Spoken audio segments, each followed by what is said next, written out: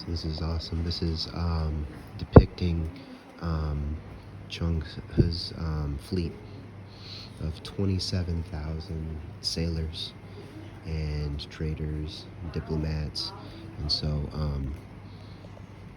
so you've got a variety of the ships here. But one of the things I wanted to point out, like that I thought was interesting, is you've got the navigational chart that I'd never really considered. So here's this is I just saw this is a map, the earliest map from the Ming Dynasty, basically depicting the coastline from up in Nanjing, the Ming capital, and it goes all the way out to Mecca and Somalia. So you start out here the treasure shipyard. So this is showing basically the map shows the coastlines and key things along the way. And so it just goes like, so we're just going through, so we're still on the coast of China all this way, and shows islands, garrisons, and so we're still in China all the way down, just going on the coast. So this is a different type of a map. We're used to seeing it from space. So here's Champa. So this is Central Vietnam, Cambodia, Siam. So that's Thailand. And then we're going along. So here's Koh Tao Island. So basically we're going in southern Thailand at this point, and then going down. So we're going the Malay coastline, and then we wind around, and here we are at Malacca, and then it's going to continue on. So we're going here, the Andaman Islands that are now part of India, and then we've got Ceylon. So here we've got Sri Lanka. So we've got Adam's Peak, showing Buddhist temples, and then we're getting up into Kerala, on the coastline of Kerala. We've got Goa, and we're winding around, and then here's Hormuz, and then we're gonna go. Then we're going back. We've got Muscat, Dhofar, so that's in, and then Aden. So there are different, all the way to Mozambique.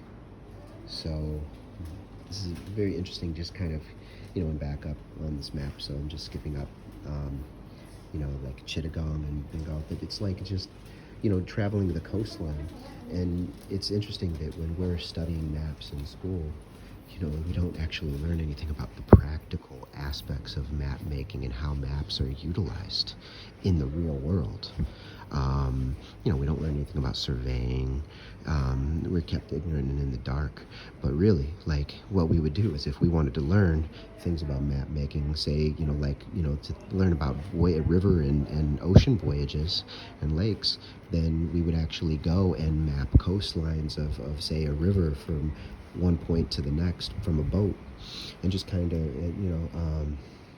but anyway, so it's really interesting to think about this aspect of mapping. Maybe, maybe you're knowledgeable of it and it was practical and logical to you, but this is the first time I'd ever thought about maps, like mapping from the coastline and how it would be laid out. This is very practical, makes sense, and you've got the key landmarks, mountains, cliffs, buildings, temples, islands, maybe treacherous areas would be written about in the margins, things that would be of practical importance. So this is a very interesting museum, the Zheng He Museum in Malacca. It's very, very well done. It has all the practical elements of, like, how to navigate and sailing, the military components, it's very impressive. Like, just for instance, I'll just go over here and just show you, like, it's got the map here of Southeast Asia showing the Cham region, and then it gives examples from the Cham people in Champa, which is now in central Vietnam. And then it's like, it has information about Cambodia, and all the different areas that Zheng He was visiting.